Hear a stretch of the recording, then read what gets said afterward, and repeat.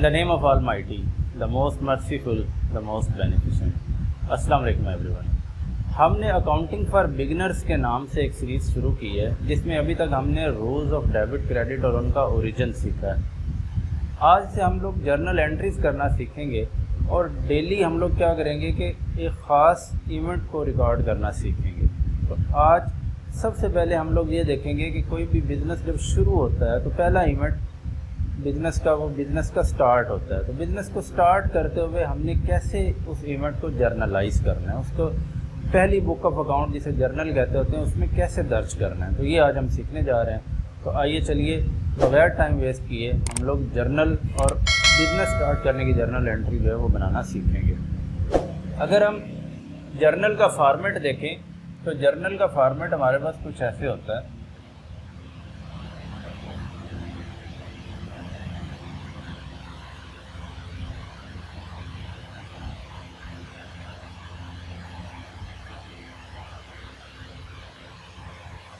ये एक जर्नल जो है वो हमारे पास इसका फॉर्मेट बन गया। इसके टोटल कितने कॉलम हुए? 1 2 3 4 एंड 5, 5 कॉलम होते हैं। जो पहला कॉलम होता है ये डेट के लिए होता है। जो दूसरा कॉलम होता है ये पर्टिकुलर्स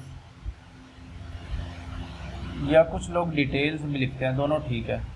तीसरा लेजर फोलियो होता है। ये हम देखेंगे कि लेजर फोलियो क्या चीज़ होती है बाद में। इसके बाद डेबिट अमाउंट होती है और उसके बाद क्रेडिट वाली अमाउंट होती है।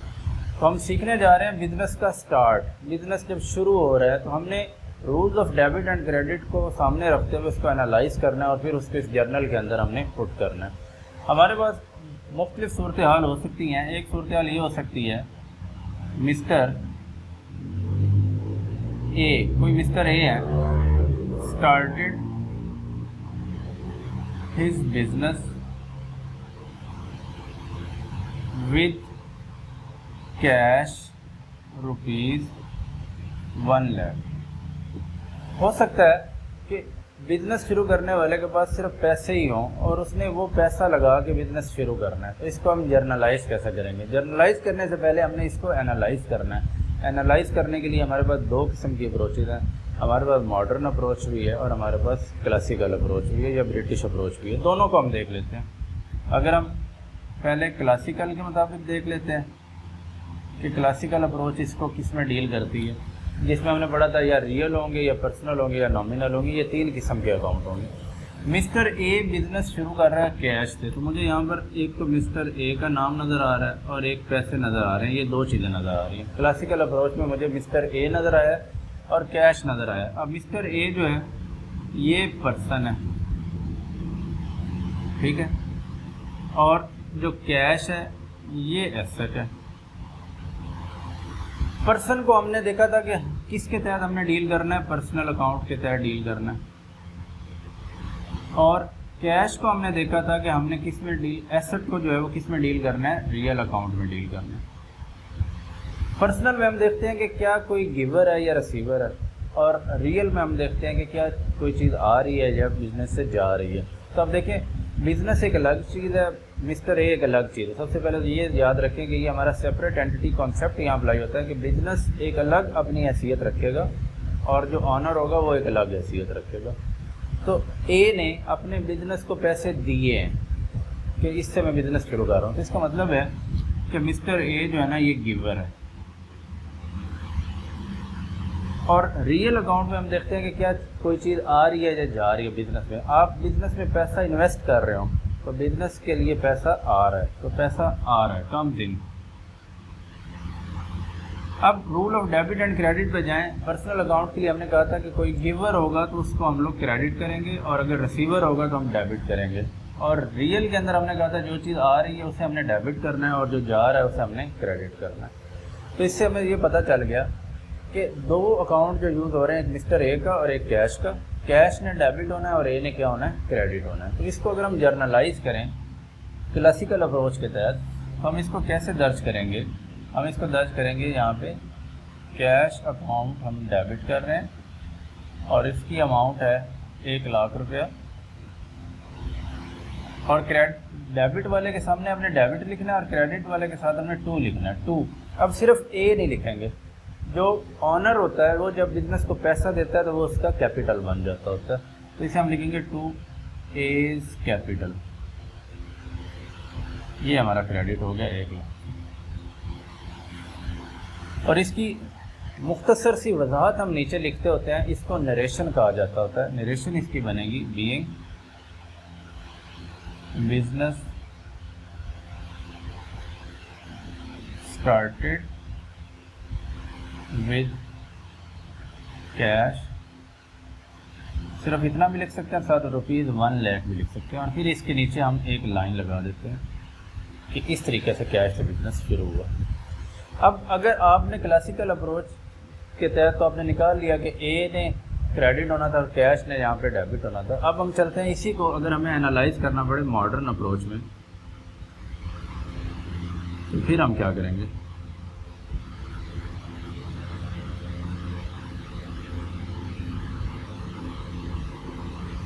अब मॉडर्न अप्रोच के लिए भी हम इन्हीं दो को अकाउंट्स तो ये यूज़ होने हैं, एक ए का कैपिटल। अब ए वहाँ पे कुछ नहीं था, हमने देखे मॉडर्न अप्रोच में 6 चीज़ें पढ़ी थी, 6 किस्म के अकाउंट होते हैं, ड्राइंग्स, एक्सपेंस और एसेट, ये अलग होते हैं। और दूसरे नंबर पर हमने क्या कहा था, लाइबिलिटीज़ होती हैं, इक्विटी होती है और रेवेन्यू होता है। तो बिजनेस जब शुरू हो रहा होता है तो कैपिटल बन रहा होता है, ये देखिए हमने कैपिटल बनाया हुआ, तो इसका मतलब है एक तो ए का कैपिटल यहाँ पर इस्तेमाल होगा और दूसरा कैश इस्तेमाल होगा। अब एज कैपिटल जो है ये इक्विटी के तहत डील होगा और कैश जो है ये एसेट के तहत डील होगा। अब हमने देखना है कि किस चीज़ में इजाफा हो रहा है और किस चीज़ में कमी हो रही है। तो आप बताएं, जब बिज़नेस में पैसा आ रहा होता है तो बिज़नेस में जो ऑनर अपना पैसा लगा रहा है तो उसका कैपिटल वहाँ पर इंक्रीज़ कर रहा होता है, तो ये इजाफा हो रहा है, इसमें इंक्रीज़ है। और पैसा जो है वो भी बिज़नेस में आ रहा है तो पैसा भी इंक्रीज़ कर रहा है, कैश भी इंक्रीज़ कर रहा है, तो दोनों इंक्रीजिंग ट्रेंड शो कर रहे हैं, कैपिटल भी बढ़ रहा है और कैश भी बढ़ रहा है। अब आप याद करेंगे हमने जो अमेरिकन अप्रोच के तहत rules of debit and credit पढ़े थे, तो हमने कहा था कि अगर एसेट इंक्रीज़ हो रहे होते हैं तो उनको डेबिट किया जाता है, कैपिटल इंक्रीज़ हो रहा था तो उसको हम लोग क्या करते हैं, क्रेडिट करते हैं। इक्विटी, रेवेन्यू और लाइबिलिटीज़ जब इंक्रीज़ होते हैं तो उनको क्रेडिट किया जाता है। तो यहाँ देखें वही चीज़ मान गई, कैश डेबिट और एक कैपिटल क्रेडिट हो रहा होगा। तो ये तो बात आ गई अगर सिर्फ पैसे से बिजनेस स्टार्ट हो रहा हो। ज़रूरी तो नहीं है कि सिर्फ कैश से ही बिज़नेस स्टार्ट हो सकता है, ऐसा भी तो हो सकता है कि बिज़नेस का मालिक जो है वो कुछ एसेट्स और भी लेकर आ रहा हो। उस सूरत में हम लोग फिर क्या करेंगे, एक केस 2 बना लेते हैं, सिनेरियो सेकंड जो है वो हमारे पास बन जाता है। यहाँ हम ले लेते हैं इधर नीचे, सेकंड सिनेरियो जो है वो हमारे पास बन सकता है, इधर ले लेते हैं, यही ले लेते हैं जी। मिस्टर ए जो है, अब इसकी बजाय वो क्या है, mister A started his business with cash ₹1 lakh, building ₹5 lakh and furniture ₹50,000। अब उसने सिर्फ कैश से बिज़नेस शुरू नहीं किया, बल्कि इसमें कैश भी है, बिल्डिंग भी लेके आ रहा है, फर्नीचर भी लेकर आ रहा है, मुख्तलिफ़ चीज़ें, 3 मुख्तलिफ़ चीज़ें लेके आया और कहा कि मैं इससे अपना कारोबार शुरू करने जा रहा हूँ।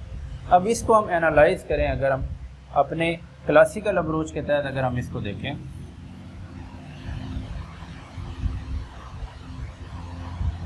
अब क्लासिकल अप्रोच जो है वो हमें क्या कह रही है कि आप ढूंढें कि इसमें अकाउंट कौन कौन से यूज़ हो रहे हैं। एक तो इसमें मिस्टर ए यूज़ हो रहा है और 3 ये हो रहे हैं जो मैंने अंडरलाइन कर रखे हैं, यानी मिस्टर ए है इसमें और 3 एसेट है, यानी कैश, बिल्डिंग और फर्नीचर। इनको मैं इकट्ठा लिख रहा हूँ, कैश, बिल्डिंग, फर्नीचर इकट्ठा इसलिए लिखा है कि इनकी नेचर एक जैसी है। ए जो है ये पर्सन है, तो इसको कौन से अकाउंट डील करेंगे, पर्सनल अकाउंट। ये सारे एसेट हैं, कैश, बिल्डिंग, फर्नीचर, इसको कौन से अकाउंट डील करेंगे, रियल अकाउंट्स डील करेंगे। पर्सनल में हम देखते हैं कि कौन, कोई गिवर है या रिसीवर है, तो मिस्टर ए पैसा दे रहा है तो ये गिवर है। और रियल अकाउंट में हम देखते हैं कि चीज़ आ रही है या जा रही है, तो ये तीनों बिजनेस में आ रहे हैं, कम्स इन। तो जो देने वाला है उसने क्रेडिट होना है, गिवर ने तो क्रेडिट होना है, और जो आ रहा है उसने क्या होना है, डेबिट होना है। तो इसका मतलब है कि यहाँ हमारी जर्नल एंट्री, ये जो डेबिट में हमारे पास 3 अकाउंट है, तीनों को हम डेबिट करेंगे और ऐसे एंट्री करेंगे इसकी, तीनों को बारी बारी डेबिट करेंगे। कैश अकाउंट डेबिट 1 लाख से, उसके बाद बिल्डिंग ये भी डेबिट 5 लाख से, इसके बाद फर्नीचर ये भी डेबिट 50,000। तो 3 ये एसेट के अकाउंट थे, ये बिजनेस में आ रहे थे तो इसलिए इनको डेबिट किया। और एक मिस्टर ए जो है वो गिवर है, तो मिस्टर ए का कैपिटल उसके शुरू में हम 2 लगा के मिस्टर एज कैपिटल, और इन तीनों को जमा करेंगे 6 और 5, 6.5 लाख रुपया यहाँ पे लिख देंगे। क्योंकि डेबिट और क्रेडिट में जर्नल का ये रूल है कि जितने से वो डेबिट हो उतने से ही क्रेडिट होना चाहिए। ये सारी चीज़ें बिजनेस में लेकर आ रहा है ना, तो ये सारा मिल के कैपिटल बनेगा उसका।